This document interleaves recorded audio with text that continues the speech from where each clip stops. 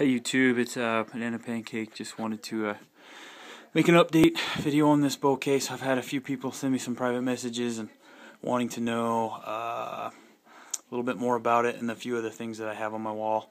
Guys, I do so many different things. I'm sure people subscribed because I did a motorcycle or model railroad or whatever it might be. So if this isn't your cup of tea, no offense taken. Anyway, but to those who wanted me to explain this a little more, I've actually done some more work to this for a while. It's been done for about 4 or 5 months now, and I use this on the hunt. But some things that I've done is I added this red wool lining on the backside of the strap. It makes it a lot more comfortable. And then, of course, it comes down to these fantails on the bottom that I beaded with pyramids and put on the outer lining with silk. And you can kind of see how it sits like that. Kind of gives it a nice look. And then I went ahead and put some fur. This is otter fur from the belly of an otter. On the outside, gives it a real nice, elegant look. And then on the other side too. Real nice historical account I read about. Now I don't know whether all nations used to do this, or even for that matter, each individual member within a nation. But I did read a historical account about how they would leave an opening on the side of the lining, and that way they could put their bowstrings down there and sinew and glue, kind of a bow repair kit. It definitely proved its worth to me out on the hunt because I put bowstrings down there myself. And I'll tell you one thing, that this quiver, like I was saying, I haven't seen a lot of good quivers representing plain style Indian quiver. And I think I was saying something about my last video how this is, a lot of nations use this quiver, the Crow, the Lakota, oh man, you name it. Anything, west of the Mississippi really use this style of quiver. And it's definitely proven the test of time. This style of quiver is, like I say, pretty ergonomical to use. It's not a compound bow, guys, so it doesn't shoot like one. This takes a lot of practice. And I'm out about 30 yards, about 6-inch groupings, and I feel that's pretty good. I don't know. I'm just trying my best. I took it out on a hunt. It was a lot of fun. I did not get a deer. I tried my best, but I'm not a great hunter. But it was a lot of fun. I had a lot of fun. There's a guy on YouTube named Sean Woods, and he seems like a pretty awesome guy. So if you have any questions about real primitive hunting, might want to ask him. Anyway, I beaded a nice native symbol right there.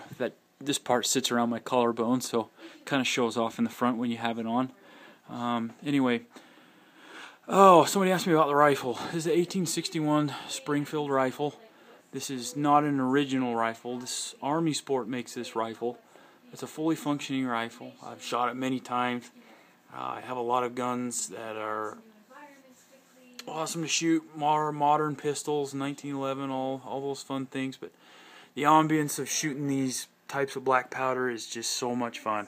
I have a great time going out with some of my friends and shooting them along with these black powder pistols. These are 36 caliber Pieta. I'm not exactly sure how to pronounce that, but I'm sure people out there know what I'm talking about. These are Army police pistols. These are a lot of fun to shoot too. Somebody was asking me about the hat. This hat is a hat from a maker called Dirty Billy's Hats in Gettysburg. He made me this hat. I wanted something a little different, but then he kind of talked me into this, and this is a representation of Kevin Costner's hat he used in the movie Dances with Wolves. It was a movie back in the 90s. Anyway, I've always admired this style hat. It's a U.S. cavalry hat, and I think this was used quite a bit in around the mid-1860s. I could be wrong. I'm not a historian, so all you thread counter guys out there, just go easy on me. I'm doing the best I can. Anyway, what else? A pair of moccasins. I made these moccasins really comfortable. Once again, the beadwork takes forever, but it's all part of the the elegance of them. Anyway, like I said, beading takes forever. So don't ever do it. Anyway, I'm just playing. Oh yes, these are some arrows that I made for the hunt. Really fast, really punchy. Let's see, there's a flute. I didn't make this flute. I don't make flutes, but this is a flute. Guy in Salt Lake City made this flute. It's a bass flute. It sounds really nice. And one of these days, if I get the cojones to actually go out there and embarrass myself, I'll go play for you guys. But anyway, some more arrows that I made. Same deal. I pretty much beat the crap out of these. I made them really strong. These ones, of course, are retired. I don't use these ones anymore. Anyway, all my train guys, this is the 844. So, yeah, great running train. Still out on the lines, I think. I don't know, maybe not. Anyway, this is a hawk I made. This is from a maker called Cold Steel. And when I say I made it, I didn't make the actual head or even the hickory on it. I just revamped it. Just go Google Cold Steel. You'll be able to see exactly what I'm talking about. Anyway, the brass tacks, carved out the wood burning on and I put the weeping heart in the head. Anyway, I actually use this quite a bit for work. I'm in the wood salvage business, and so I used to carry around a chainsaw, but sometimes they don't start. And heaven forbid you forget gas. But this is just really easy to work with. Can chop through a 2x4 real quick. Anyway, so I see why a lot of frontiersmen use this type of tool. But what else? Ooh, another flute. This one's from a maker called Jonah Thompson. Now, if you're going to get a flute, no offense to this guy, that's a great flute, don't get me wrong. I love that flute. But this is the flute you want to get right here. It's called Jonah Thompson. He's Navajo, and he makes an amazing flute. This is probably the best sounding flute that I have. Really awesome guy, easy to work with. Let's see what else. I made this knife case, not the knife, just the knife case. There's another museum piece that I pulled off a line that really looked interesting, and I wanted to make it, so I replicated it. Took about a little less than a week to make with the beading. So, a shell necklace that I did an eagle dance up in Salt Lake City, and this is a necklace that my friend gave me to use in the dance. It's really kind of a sacred dance. Anyway, those are kind of the articles that I have. I hate long videos, guys, and I know this is already like almost 8 minutes long. I'm a guy who likes 20-second videos, but had to explain some of that out for you guys. Just real quick on the quiver.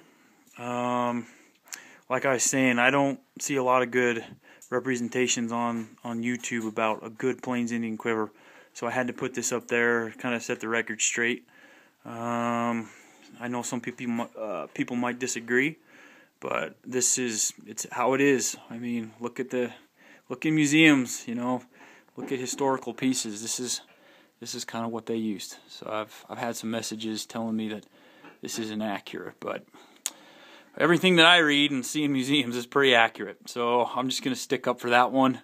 Like I said, I'm not a thread counter. I don't get into that sort of thing. I just try to make it function how it used to function and look how it used to look.